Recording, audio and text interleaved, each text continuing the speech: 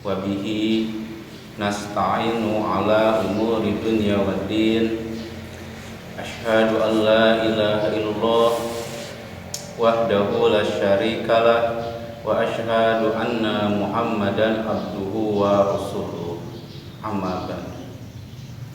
Hadirin ikhwatu iman jamaah virtual rahimakumullah. Dalam sebuah hadis riwayat Imam At-Tirmizi diungkapkan sebuah pernyataan Ibnu Abbas yang beliau menggambarkan bagaimana nanti di akhirat akan ada orang-orang yang roj'ah, sebuah ungkapan ingin kembali ke dunia karena menyesal selama di dunia tidak mendayagunakan potensi harta yang dimilikinya untuk disedekahkan, diinfakkan di jalan Allah. Kata beliau, kata Ibnu Abbas, man kana lahu malun, barang siapa yang ketika di dunia diberikan, dikaruniai dengan harta oleh Allah Subhanahu wa taala, yuballighuhul hazza baiti rabbi, yang harta tersebut secara kuantitas sudah mencukupi untuk bisa dipakai ongkos naik haji ke Baitullah, au wazaba alaihi fihi zakatun, atau harta tersebut secara nisab sudah mencapai nisab zakat, sudah harus dikeluarkan zakatnya. Tapi falam yaf'al, kata Ibnu Abbas, harta yang dimiliki tersebut tidak dipakai ibadah haji, tidak dipakai membayar zakat, juga tidak dipakai ibadah-ibadah lainnya kepada Allah Subhanahu wa taala. Maka kata beliau, fa innahu sa'ala raj'ata indal maut, maka orang ini nanti akan roj'ah, memohon dikembalikan kepada Allah Subhanahu wa taala supaya dikembalikan ke dunia ketika dia sudah meninggal. Untuk apa? Untuk supaya dia bisa membelanjakan, mendayagunakan harta yang dimiliki tersebut di jalan Allah Subhanahu wa taala. Karena ada sebuah ungkapan penyesalan. Kenapa ada roj'ah? Karena menyesal.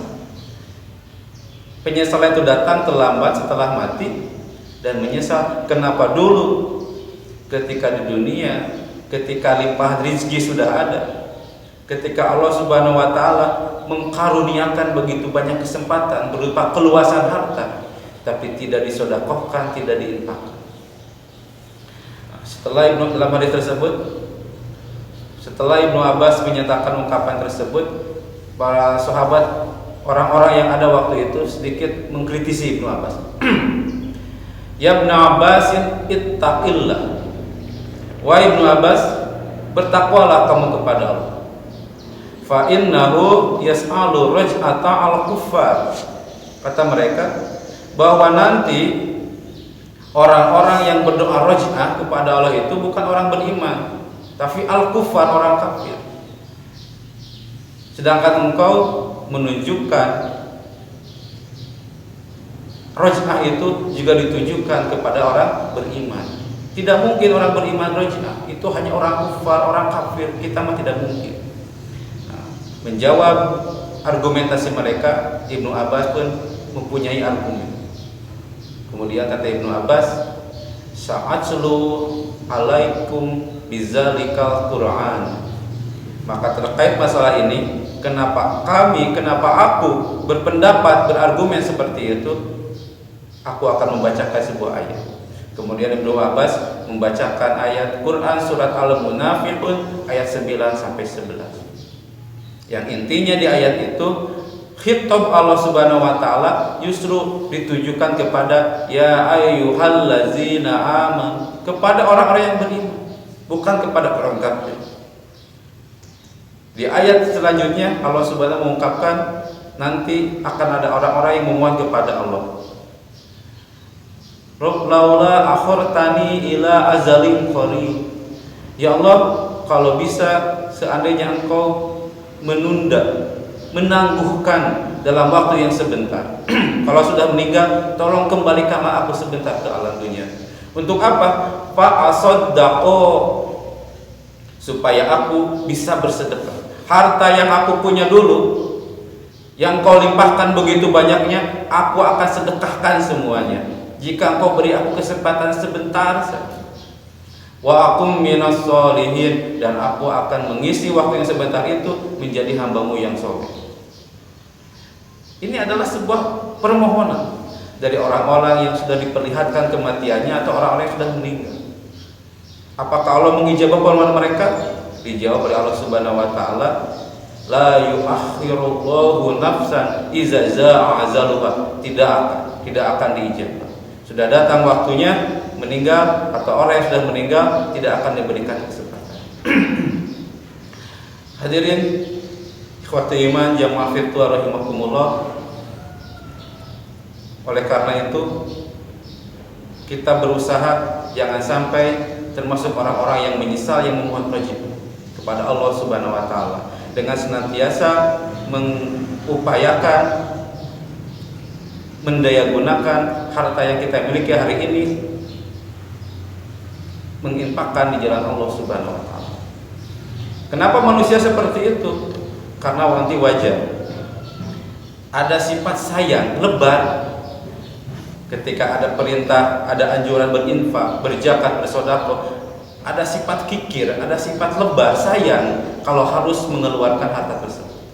Karena ternyata dalam ayat yang lain Allah Subhanahu wa taala mengungkapkan, al-malu wal banuna zinatul hayati dunya.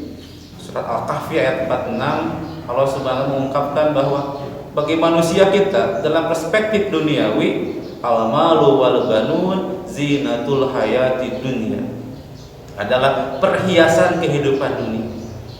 Nah, yang namanya perhiasan adalah sesuatu yang sangat diinginkan, sangat diusahakan, ingin dikumpulkan sebanyak-banyaknya, dan sangat disenangi oleh diri kita, oleh diri setiap manusia.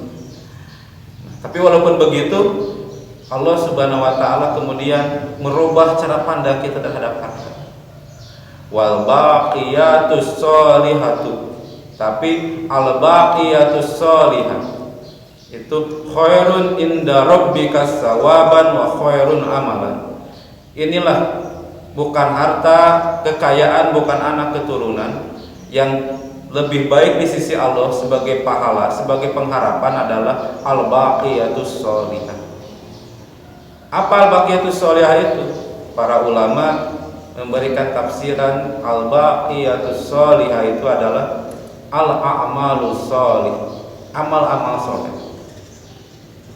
Berkaitan dengan harta, maka al-baqiyatus sholihah itu adalah amal-amal yang sempat di dunia kita daya gunakan, dipakai membayar zakat, dipakai berinfak, dipakai sedekah jariyah, dan dipakai kebaikan-kebaikan lainnya fisabilillah di jalan Allah. Itulah al-baqiyatus sholihah yang berkaitan dengan harta.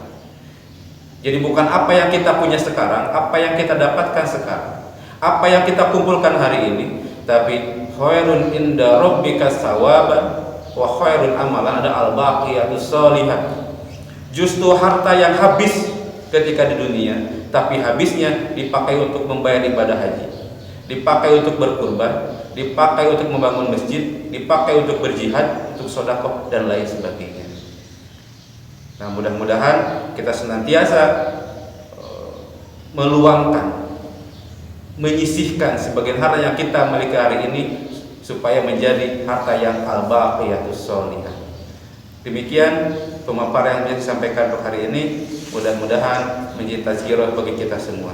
Aqulu qouli hadza wa astaghfiruha li wa lakum. Rabbana atina fid dunya hasanah wa fil akhirati hasanah wa qina azabannar. Assalamualaikum warahmatullahi wabarakatuh.